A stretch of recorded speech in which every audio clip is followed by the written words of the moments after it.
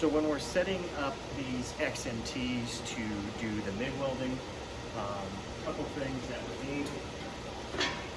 Obviously we're going to need our ground clamp. Just like shielded metal arc welding, we're going to connect this to the negative port, lock and twist that. We have our MIG gun that's going to be here, and that's going to be up on that machine. Now that machine has a cable that we have on the side right here. This cable is going to be plugged into the DC electrode positive, and that's going to give us DC electrode positive when we're MIG welding. Once you have that, the other thing that you need to set up is you need to adjust this thing to where it goes on the MIG, and then this machine should be good to go. We'll go ahead and turn it on and give it a second. See the lights come on there. Right now, what we're going to be adjusting on here is our voltage. If we go up to the top, you can see that we are going to have some other adjustments on the top end right here. There is a switch right here to turn this on, off or on. Right now, as it's set up, it's on. You could adjust your voltage right here. These machines don't have it set up. That's why we adjusted the voltage down there. The only other real adjustment that we're going to make is this little dial right here. And you can see if we turn this dial, what that's going to do is that's going to give us our wire speed. And this is in inches per minute. This thing goes from 75 to 750 inches per minute. Basically, it's just a little bit of a range. Okay. Sometimes they have digital meters up there. That's going to give you a reading. We do have some welders that have that, but with these XMTs here, basically we're just going to be adjusting it right here. You can take, we have a little trigger hold right here. If I were to push this thing up, it's going to jog our wire through, okay? And if I push it down, it's going to purge our gas out. So we can take that, we can purge the gas out, make sure that you don't have anything. You can lift it up to kind of feed this wire. The other switch I was messing with is for your trigger. There's two options. Either depress and hold it for the wire to come out, or click once to start and click once to stop. On these machines, you can see we have our wire that's being fed from the spool.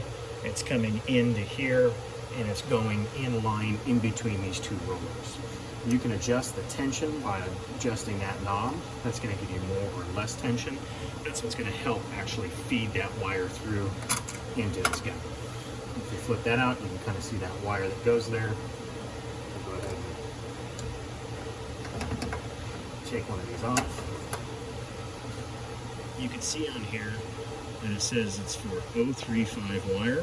Whatever you see, it's going to be that back little groove right there, and that's going to be the size of that wire that we're going to be feeding through. 035 is a real typical wire that we're going to use.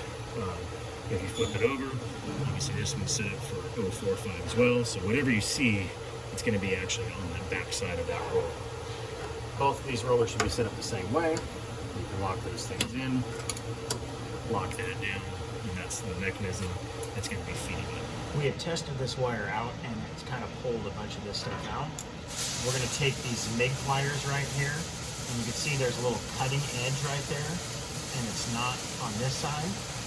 That's going to be about 1/4 inch. When you take these things, you want to stick that right on the edge and just make it pat. That gives you about 1/4 inch stick out, which is typically what we want for a lot of these different systems here. We have our shielding gas that's right here. This one is a 25 or 75-25, 75% argon, 25% CO2. It leads up into those lines, and it goes down into the. We have these things color coded, and you can see what we need to do is turn on this valve. You can see that ball kind of jumps up a little bit. We're going to go back to this machine. We're going to hit that lever down, and you can see how that ball kind of floats when we're doing this. You want anywhere between 20 to 25 CFH, and that's pretty much kind of where we have that. Ball's right in that middle. So we have our gas line in, our gas is on. We'll close that door there. We've got all of our setups there. We'll talk about what we want to set these up. When we're setting up these MIG welders, there's really kind of three different processes that we're going to do. One is going to be a short arc, globular transfer, number 2, and number 3 is a spray arc. Anything that's going to be down about 18 volts or lower is going to be in the short arc spectrum. When you start getting up to there, between 18 and 21, typically it's going to be your globular transfer. It's going to get you heat. And then anything where you go 21 and above, thicker metal, like 1/4 inch thick metal, you really want to kind of be set somewhere here. Okay? So not only are you going to be adjusting the voltage, we're going to adjust the wire speed right there up at the top as well. So if we're doing a short arc system, if you have 1/8 inch thick metal, somewhere around there, you might want to be about 18 volts. We'll go ahead and go up to the top, and we're going to adjust that to the 2, or about 200, 220. That's a pretty good system setup. If I want to do a globular transfer, I'm going to increase my volts a little bit. I might be up at the 20 volts, and I might increase my wire speed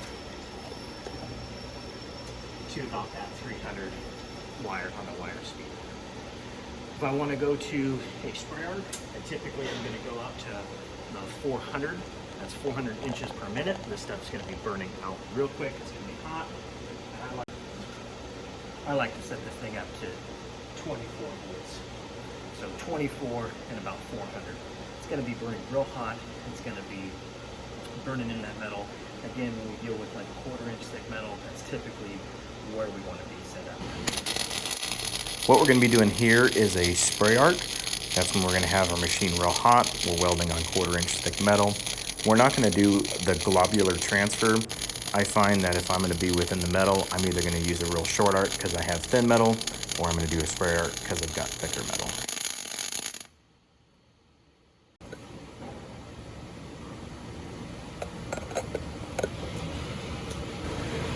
So that is doing it with a spray arc at 24 volts. And probably, I think we're about 410 on the wire speed. Got pretty good penetration, pretty smooth throughout the whole thing. No porosity built up into here. Decent way to do that. That's on some thick metal. Every time you weld, you're going to end up with that little ball at the end of that. So it's a good idea to just kind of clip this wire after every weld that you do. So that way you have a good stick out and you get rid of that ball that's going to take a lot more heat to melt. The other thing that you'll see, we didn't weld that much with it, but there is stuff that gets up on the inside of this. So you got to occasionally clean out the tip of that gun. Especially with that spray arc stuff. It puts a lot of material out. It gets real hot and it fills up quick. With the short arc that we're going to do, it's a little bit easier.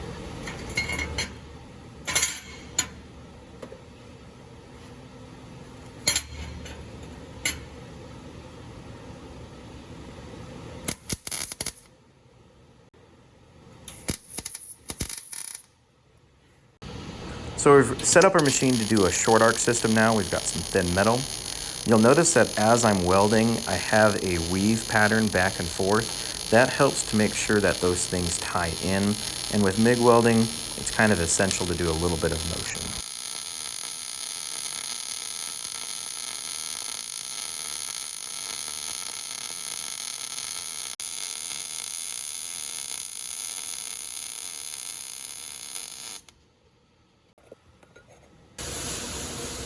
So you can see the difference between the short arc right here versus the spray arc right there.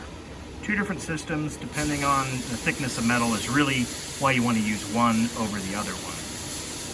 If you noticed in here, I was doing what we call forehand welding, meaning my gun was leading my angle. When I was doing the short arc system, I was actually doing backhand welding where I was leaning the gun behind where I was actually welding into my puddle instead of away from it. It's a personal preference for me. You can try one, you can try the other. Lots of people do it both ways and they can get good results. But easy, there's no cleanup like we have on sheet metal arc.